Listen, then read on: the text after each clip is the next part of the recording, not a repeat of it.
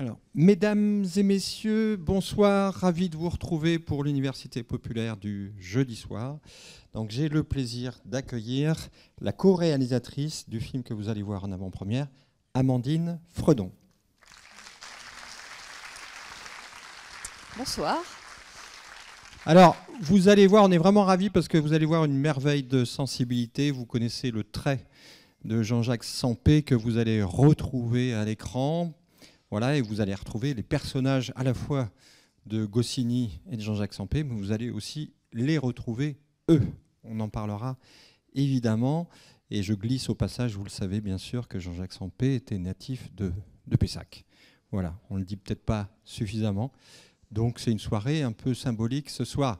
Alors, moi je vais remercier triplement Amandine Fredon, parce que lundi, je remerciais Michel Vinocq et puis Yves Geland d'être venus 9 fois chacun à l'Unipop. Alors, Amandine Fredon, c'est aussi une record woman, puisqu'elle est venue 3 fois en 2 jours. Donc elle a présenté le film hier après-midi dans le cadre de la petite Unipop, donc avec un public de jeunes spectateurs. Elle l'a représenté cet après-midi dans le cadre d'une séance scolaire et elle le représente ce soir pour vous. Voilà. Donc merci beaucoup. Voilà, alors un petit mot de présentation. On aura l'occasion bien sûr de discuter du film après. Est-ce que vous pouvez nous parler un petit peu du projet, simplement pour introduire cette séance? Oui, mais déjà, je suis ravie de venir ici présenter le film en avant-première qui sort que le 12 octobre. Donc, c'est vraiment un plaisir de venir. Et donc, en fait, ce projet de film, au départ, on devait mélanger des images d'archives des auteurs avec des petites séquences animées du Petit Nicolas. Et c'est Anne Goscinny qui a coécrit l'histoire qui avait ce projet-là. Et finalement, en discutant avec les producteurs et avec l'équipe qui allait travailler sur le film, on s'est dit, mais ça serait beaucoup plus sympa de faire tout en animation. Donc l'idée est restée. Donc vous allez voir un film un peu hybride entre deux mondes. Donc le monde des auteurs, donc on s'est inspiré vraiment de René Goscinny et Jean-Jacques Sempé, qui sont des personnages réels. Et on va basculer dans les histoires du Petit Nicolas. Donc voilà, on va mélanger ces deux mondes pour à la fois animer le Petit Nicolas et puis rentrer dans la vie aussi personnelle des deux auteurs pour en connaître davantage sur eux. Merci beaucoup, on vous laisse découvrir et on se retrouve juste après. Merci. Amandine Fredon, qui est avec nous. Merci beaucoup de votre accueil. On va pouvoir s'installer. Voilà.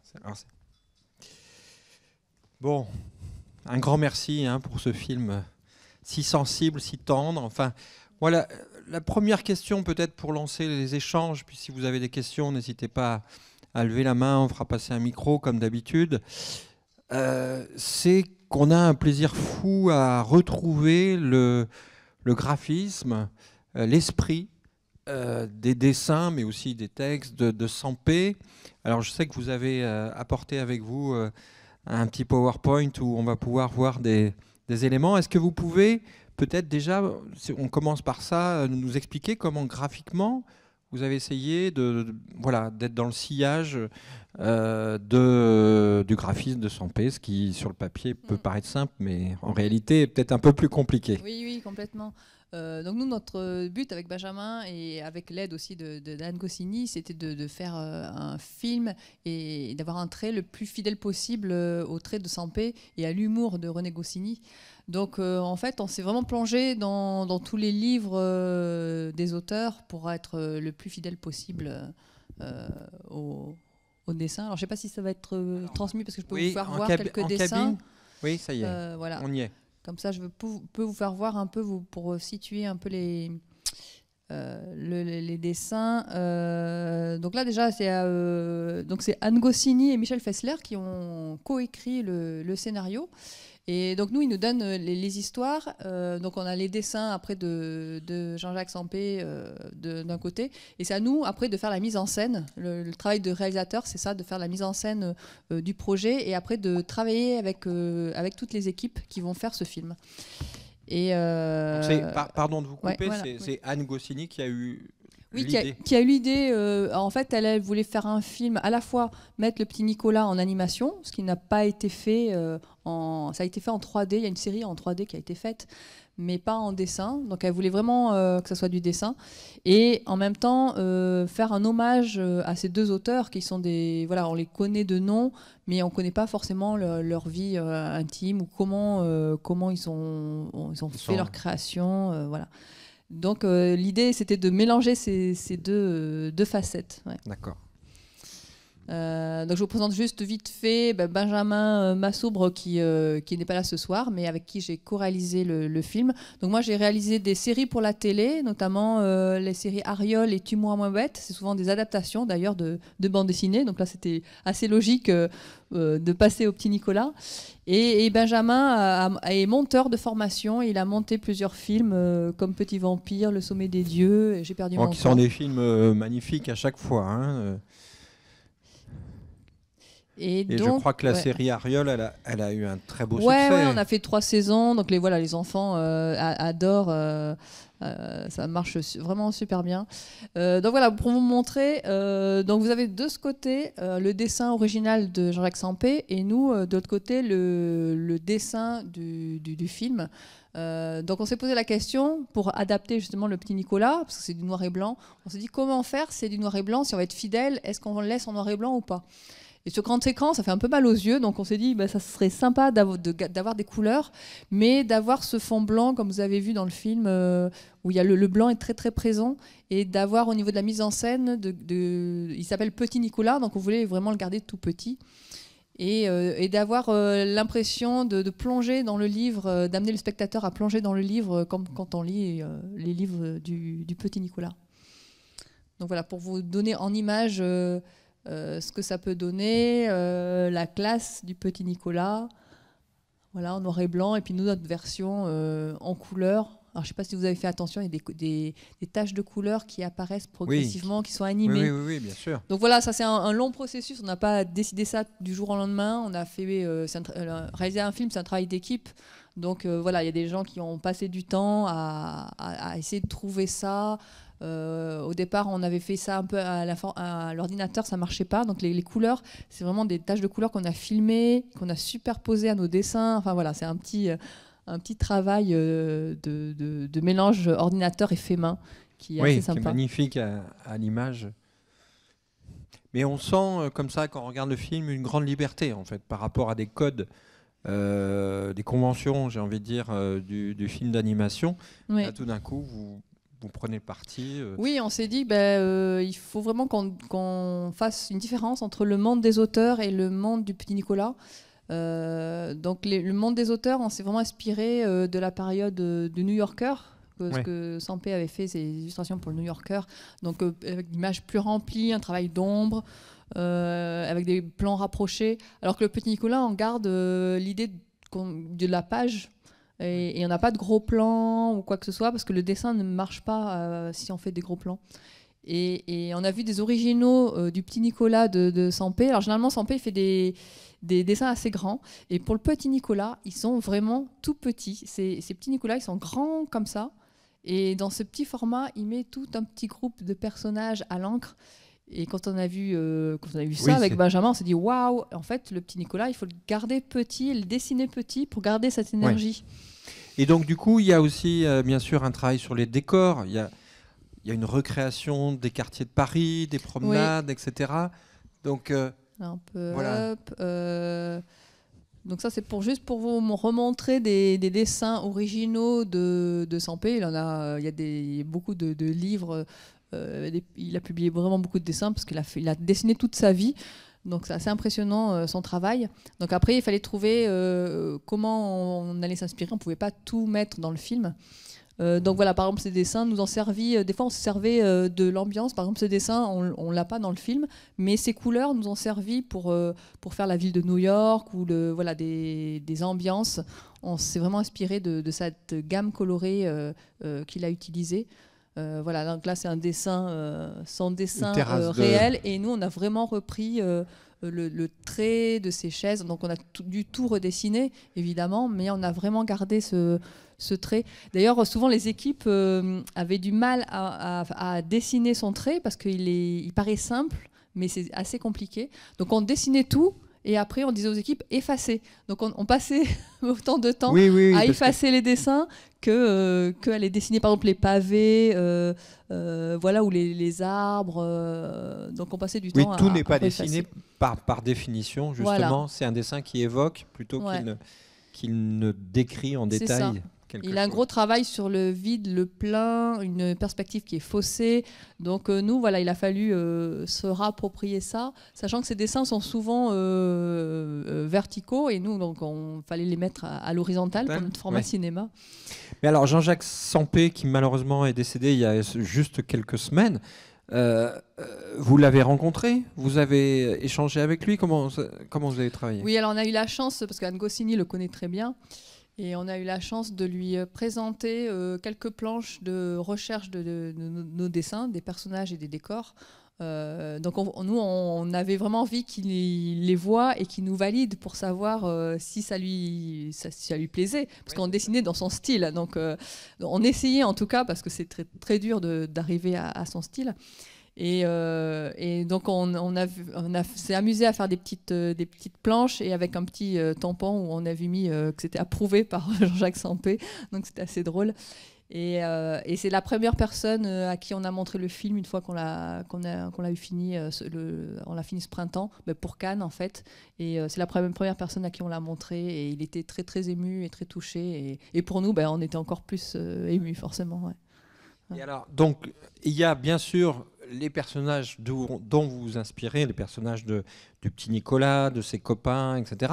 Mais il y a aussi le personnage de René Goscinny lui-même et de Jean-Jacques Sampé lui-même qui n'avait jamais été dessiné. Donc, comment vous avez travaillé sur eux deux, en fait, qui ne sont pas connus du public? Donc là, vite fait, juste la petite planche du petit Nicolas. Donc ça, c'est les Nicolas originaux de Jean-Jacques Sampé. Donc nous, on a fait des dossiers avec tout des références, des dessins originaux pour s'en inspirer. Et aux animateurs, parce qu'il y a plusieurs personnes, on était à peu près 50 personnes à animer le film, donc il fallait que tous les animateurs puissent dessiner de la même façon. Donc nous, après, on a fait cette planche que vous voyez, où on fait tourner le petit personnage de Nicolas avec des attitudes différentes pour que les animateurs puissent dessiner les mêmes proportions. Par exemple, quand il sourit, il ne faut pas que la bouche elle parte trop loin, l'ouverture de la bouche est à tant de distance de l'oreille. Enfin voilà, c'est un métier parce que les gens s'entraînent avant de l'animer pour avoir le dessin. Et alors sur les auteurs, comme tu disais tout à l'heure, alors les auteurs, là c'est Agnan, c'est Alceste. Donc on a des planches par personnage. Et les auteurs qui sont là, donc il a fallu évidemment les transformer en personnages animés. Et donc là c'était une phase assez dure parce que en fait c'est des personnages des gens qui ont existé. Et donc nous on s'est dit, oula, il va falloir les redessiner dans un style qui correspond. Et au départ, on était parti sur plus l'univers du petit Nicolas, avec quelque chose de moins réaliste. Et puis après, on s'est dit, mais en fait, c'est mieux de partir sur ce que fait Sampé. Par exemple, on avait cette planche-là, par exemple, de personnages adultes. Donc on s'est dit, faut qu'on s'inspire de ce qu'on a avec des nez un peu en triangle, les cheveux un peu flous comme ça. Donc on s'est dit, faut qu'on s'inspire de ça pour arriver. Mais alors, on a mis du temps à trouver, trouver les personnages. Donc on a René Goscinny. Donc finalement, on est parti sur quelque chose de plus réaliste, donc une tête un peu plus petite et un corps un peu plus allongé pour correspondre aux proportions plus naturelles que le petit Nicolas, où les proportions sont un peu plus différentes. Voilà, et puis là vous avez la planche de Jean-Jacques. Donc on essaie de trouver des attitudes, la façon d'être. Avec Benjamin, on a regardé pas mal de vidéos, d'interviews. Anne Goscinny nous a prêté des photos, nous a montré des photos, des archives de son père. Donc c'était très très émouvant. D'ailleurs sur son bureau de René Goscinny, donc on a vu son vrai bureau et ses objets qu'il avait dessus. Donc on a été vraiment très fidèles. Après faut le savoir, mais par exemple il y a une petite cocotte en papier qui est sur son bureau. Et ça, c'est une petite cocotte en papier que Gottlieb a donnée à René Goscinny quand il a commencé à se lancer dans l'animation. Donc voilà, c'est des petits souvenirs comme ça qu'on a voulu aussi mettre dans le film. Oui, c'est des petits clins d'œil mais qui correspondent aussi à l'esprit du personnage.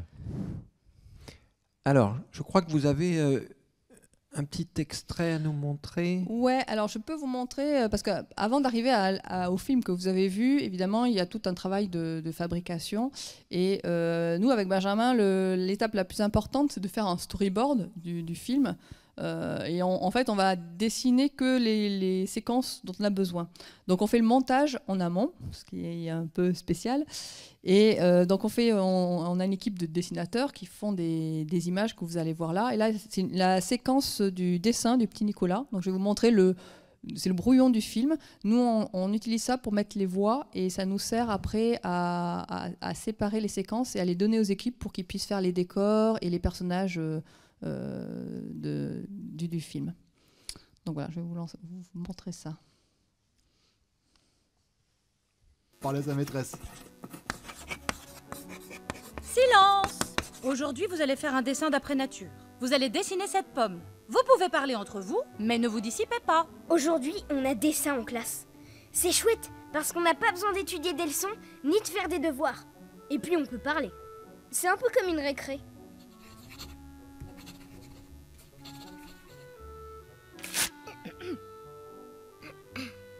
Mademoiselle, de loin, je ne la vois pas très bien, la pomme. Eh bien, Agnan, approchez-vous.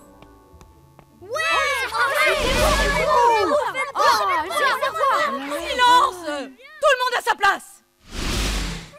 Oh. Mais alors, mademoiselle, comment je vais faire, moi? Si vous ne pouvez vraiment pas voir la pomme, Agnan, dessinez autre chose. Mais soyez sage. Bon. Moi, je vais dessiner la carte de France avec tous les fleuves. Et bah moi, je vais dessiner l'avion rouge que m'a offert Mémé. Ma maman, le dimanche, elle fait une tarte aux pommes terrible, avec des petits trous dedans. Eh bien moi, je vais dessiner un cow-boy. Bah moi je vais dessiner mon chien. Et moi, un ballon de foot. Et moi, je préfère dessiner le sifflet à roulette de mon papa. Moi, je vais dessiner le gros camion de pompiers que j'ai eu pour mon anniversaire. Geoffroy, qui a un papa très riche qui lui achète toujours des choses, a sorti de son cartable une boîte de couleurs vraiment terrible. Je vais demander à papa de m'en acheter une comme ça. Voilà, donc ça vous donne une petite idée du début du film. Donc avant que ça rentre en production, nous, avec Benjamin, on travaille sur ça et on déplace les images, où on recadre plus serré, on se dit là, il faut un plan plus large, où on enlève des voix. Et là, vous avez les voix finalisées, mais au début, on fait nous-mêmes, on fait les voix, on joue juste comme ça pour avoir, parce que c'est les voix en fait qui vont donner le timing et puis la durée des plans. Mais là, on voit bien donc que grâce aux voix, tous ces dessins prennent vie en fait. Ouais, hein. ouais. Et donc, vous avez un casting assez incroyable au niveau des voix, donc pour René Goscinny et Jean-Jacques Sempé, puisque il s'agit d'Alain Chabat et de Laurent Lafitte. Alors, vous pouvez nous parler un petit peu de comment vous les avez choisis, comment vous avez travaillé avec eux?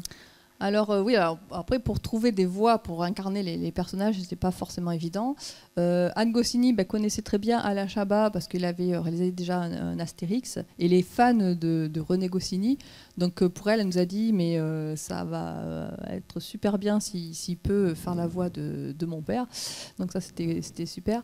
Et pour Sempé, Benjamin l'avait vu Laurent Lafitte dans un spectacle et il était super étonné de son jeu d'acteur. Et voilà, et il s'est dit mais ça peut vraiment bien marcher tous les deux, sachant qu'ils se connaissaient mais n'avaient jamais travaillé ensemble. Donc on les a réunis dans un studio pour les enregistrer, parce qu'en animation on enregistre les acteurs avant de faire l'animation, comme ça on se cale vraiment sur les voix. Et donc on a un petit bonus. Voilà. J'ai filmé Alain Chabat et Laurent Lafitte faire une petite séquence de voix que je vais vous montrer de suite. Si je la trouve.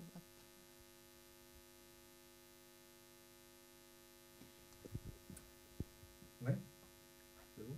Ça tourne le son. Jean-Jacques, Sempé, ouvre. Jean-Jacques! Ouais, j'arrive. Eh, j'ai eu une idée épatante. Quoi? Il faut lui inventer des copains. Mais quoi, ça te plaît pas? Si, mais enfin, je vois pas où est l'urgence, quoi. On aurait pu en parler au téléphone. C'était pas à peine de venir défoncer ma porte. Tu veux pas baisser?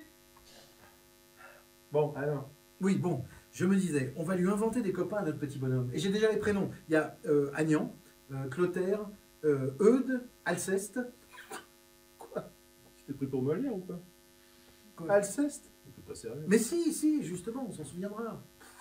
Alceste, n'importe quoi. Bon, ok, d'accord. De toute façon, là, t'es pas d'humeur, donc je rentre chez moi et je repasserai plus tard, c'est pas grave. Oh, arrête, t'es là maintenant, c'est bon. Alors, il ressemble à quoi, ton Alceste? Bah, c'est un peu moi, le meilleur copain de l'école. Wow.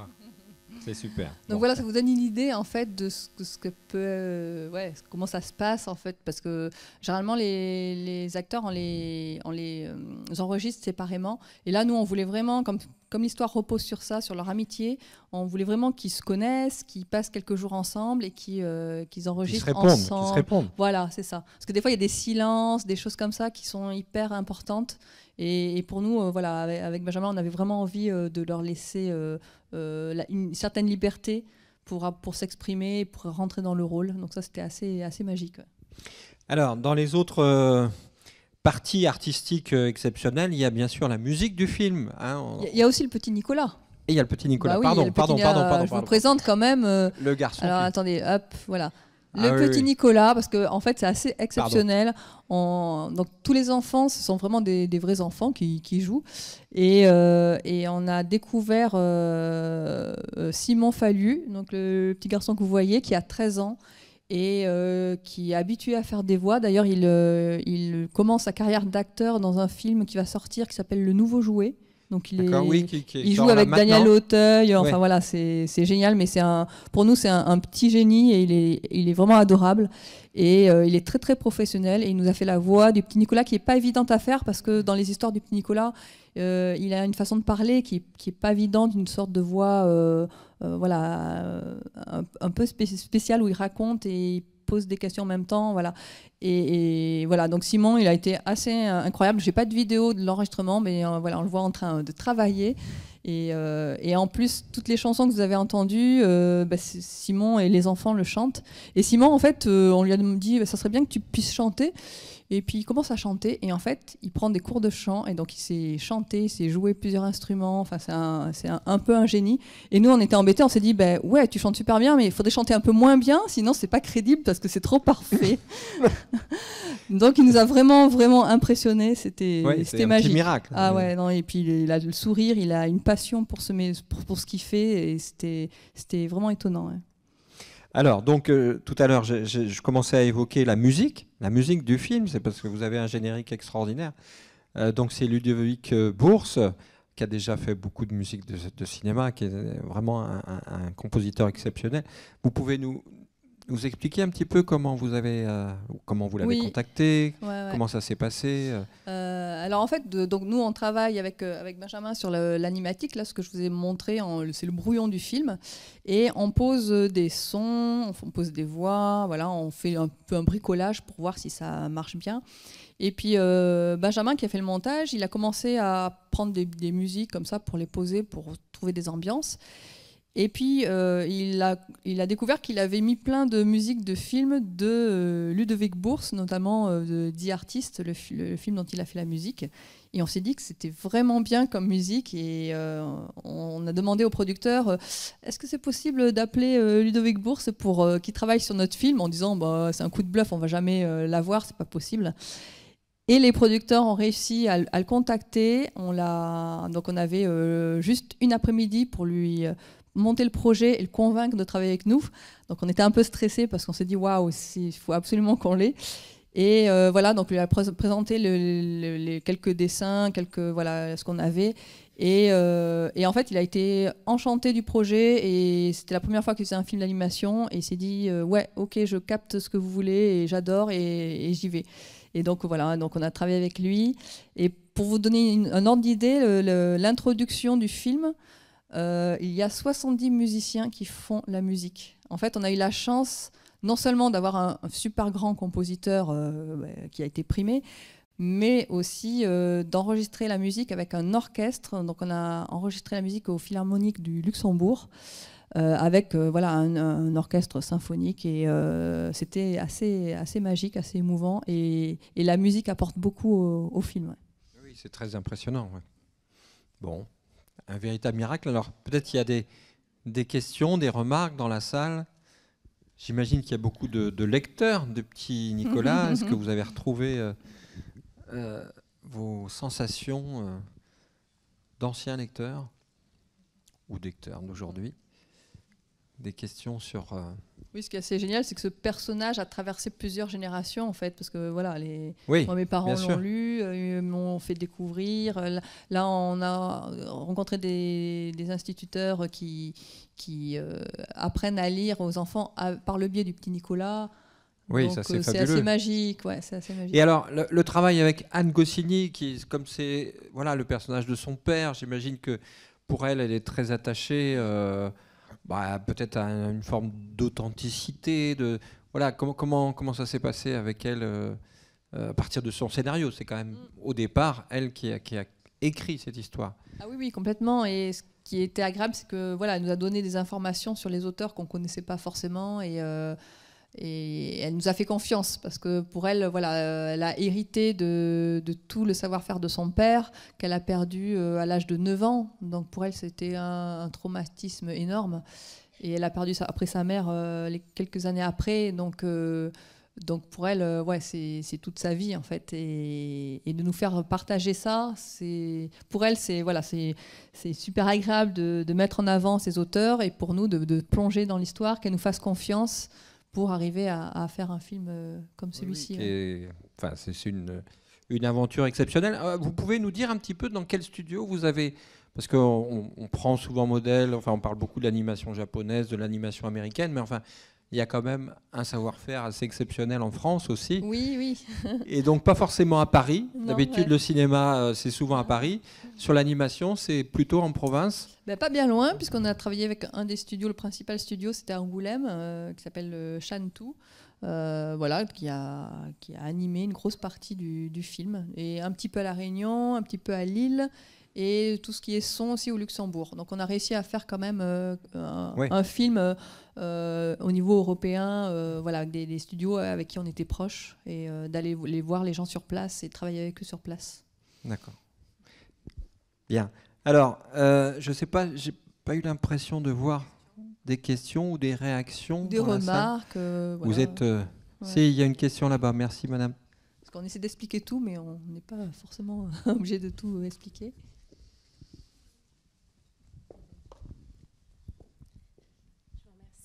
Donc bonsoir, merci beaucoup pour ce très beau film d'animation. Moi j'avais 2 petites questions. Une première, c'est sur les couleurs. Est-ce que vous êtes inspiré aussi des couleurs du temps, parce que c'est une histoire qui se passe pas aujourd'hui. Et donc voilà, comment vous avez puisé aussi, comment vous êtes passé du noir et blanc à la couleur. Vous l'avez dit avec des dessins de Sampé, mais est-ce que vous avez d'autres inspirations? Et l'autre question que je voulais vous poser, c'est sur la dynamique, parce que donc le Petit Nicolas, il est figé. Et est-ce que vous vous êtes posé aussi la question du mouvement? Comment on met en mouvement aussi un dessin au départ qui est fixe? Oui, alors complètement. Pour les couleurs, c'est vrai qu'on s'est inspiré de l'univers de Sampé. Mais par exemple, pour l'Argentine, on a été voir on a trouvé des photos. Et en fait, ce qui est important aussi pour la couleur est liée aussi aux saisons ou au moment de la journée. Donc, d'ailleurs, je peux vous faire voir aussi un petit, ce qu'on appelle un color script, où on définit justement les couleurs de... attendez, hop. C'est pas ça, c'est celle d'après. On définit les couleurs du film, et là, on a un directeur artistique qui s'occupe de ça pour avoir des ambiances. Donc, on s'est inspiré forcément de Jean-Jacques Sampé, mais on s'est inspiré, par exemple, de sa verrière. On a eu des photos d'ateliers. Sampé a beaucoup déménagé. Donc on a réinventé un atelier un peu rêvé. À un moment donné, il avait un studio sous les toits à Paris avec une grande verrière. Et nous, on s'est dit, waouh, graphiquement, ça peut être super fort. Donc on s'est inspiré de ça. Celle du milieu, voilà, on en a joué avec les ombres. On s'est dit des photos même de Paris qui nous ont inspirés. Donc voilà, on a été puisé à d'autres moments. Il y a l'Argentine, je ne sais pas si je l'ai, l'Argentine, parce que c'est vraiment... non, je ne l'ai pas. Mais voilà, les couleurs rosées de l'Argentine, on s'est inspiré de photos en fait, de l'époque. Et puis voilà, la cour de l'école, d'avoir ces couleurs un peu passées, beaucoup de beige, de couleurs chaleureuses qui rappellent un peu le temps un peu ancien. Et pour l'animation, oui, forcément, on se pose la question de comment animer. D'ailleurs, il y a une mise en scène différente sur les séquences des auteurs et sur les séquences du petit Nicolas. Les auteurs, ils sont animés de façon très réaliste. Par exemple, quand ils boivent leur verre, ils boivent et fument assez souvent à cette époque-là. Donc on a gardé quand même ça. Mais ils ont des petits gestes voilà, de cigarettes ou de petits gestes qui sont très réalistes. Alors que le petit Nicolas, quand il bouge, voilà, il y a moins de dessins, c'est plus dynamique. Donc on a essayé d'être fidèle au dessin, mais de trouver une animation qui corresponde à ces petits personnages quand ils font des galipettes. Voilà, on avait envie d'avoir une animation un peu rigolote, mais sans tomber dans quelque chose de trop... on ne voulait pas du manga, on ne voulait pas des choses trop modernes. Donc il fallait garder... ce trait de l'époque. Le crayonné un petit peu. Le crayonné, ouais, ce trait un peu irrégulier de plume. On n'a pas un trait lisse, on a un trait qui a des petits défauts. Et on a gardé ça. Ouais. Ouais. On revient au pavé du début dont on parlait tout à l'heure. Est-ce que sur les films en fiction, voilà, avec des acteurs qui ont été tournés ces 10 dernières années, est-ce que pour le scénario, vous les avez revus peut-être pour voir des choses qui fonctionnaient bien, des choses qui fonctionnaient moins bien, ou au contraire, c'est quelque chose... Les autres films du petit Nicolas ? Oui. Moi, j'avais vu le premier, mais pas forcément les autres. Et donc forcément on les a vus, même si on ne va pas s'en inspirer, parce que l'histoire est différente, mais c'est toujours intéressant évidemment de regarder ce qu'ils ont fait. Moi, ce que j'ai trouvé très fort dans ces films, c'est les ambiances colorées de l'époque. Ils ont fait un gros travail de décor et de costumes, même presque un peu trop poussé. Oui. Les cuisines, voilà, elle est vraiment, je sais plus, c'était orange, marron, voilà, des couleurs de l'époque. Et je me suis dit, les couleurs sont intéressantes à reprendre, mais voilà, c'est juste plus pour l'inspiration, pour l'ambiance de l'époque. Ouais. D'accord. Alors, est-ce qu'il y a d'autres questions ou d'autres réactions sur ce film magnifique qui va sortir dans une semaine ? Mercredi prochain, c'est ça ? Je sais plus quelle journée, c'est ça. Mercredi prochain, dans les salles, à Pessac, pour les vacances de la Toussaint. Vous pourrez y retourner, voir le film. Le revoir encore.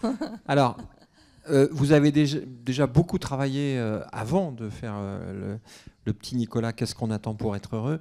Et donc, vous avez déjà d'autres projets, même plusieurs. Oui, je travaille là en ce moment sur un petit projet de série avec Rebecca Manzoni. Je ne sais pas si vous connaissez, c'est une voix de France Inter qui fait des émissions sur la musique. Et on a une petite série qu'on développe qui s'appelle Music Queens.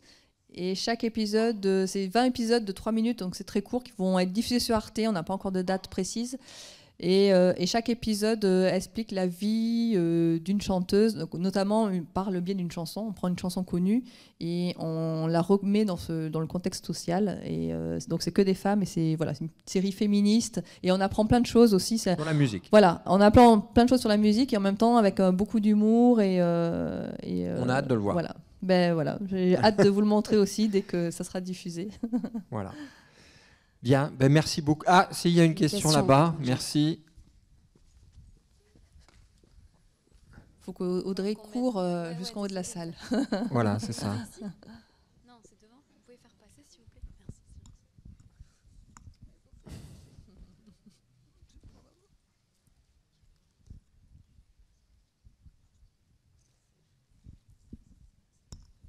Merci beaucoup. Je voulais savoir les questions qui vous ont été posées hier par les enfants. quand vous leur avez montré ce film. Vous voulez copier les questions des enfants, d'accord, je vois. Non, mais j'aurais adoré les voir réagir. Oui, alors c'est super intéressant parce que les enfants se posent plein de questions. Surtout que le film, il montre aussi le procédé de création, comment on invente un personnage. Et ils ont quand je leur explique que c'est les auteurs qui existent vraiment, donc ils se disent s'ils existent vraiment, et même s'ils sont personnages de dessin animé, donc Petit Nicolas, il existe vraiment. Donc ils me demandent souvent si le Petit Nicolas, il existe vraiment. Et il y a une autre question qui m'a beaucoup amusée aussi, c'est est-ce que vous avez écrit le film avec la machine à écrire qui est dans le film ? Mais c'est pas faux, parce qu'en fait, on se dit, oui, il faut bien écrire l'histoire, et il faut bien écrire avec une machine, et cette machine, elle existe en vrai, puisqu'on s'est inspiré de la machine de René, donc c'est pas faux. Donc ils ont une logique qui est vraiment sympa. Il y en a même qui m'a dit, votre prochain film, vous pouvez pas faire un film avec les idées des enfants ? J'ai dit, oui, pas de problème. Bien sûr, bien sûr. Merci. Bien, on vous remercie beaucoup. On vous souhaite... Merci beaucoup à vous.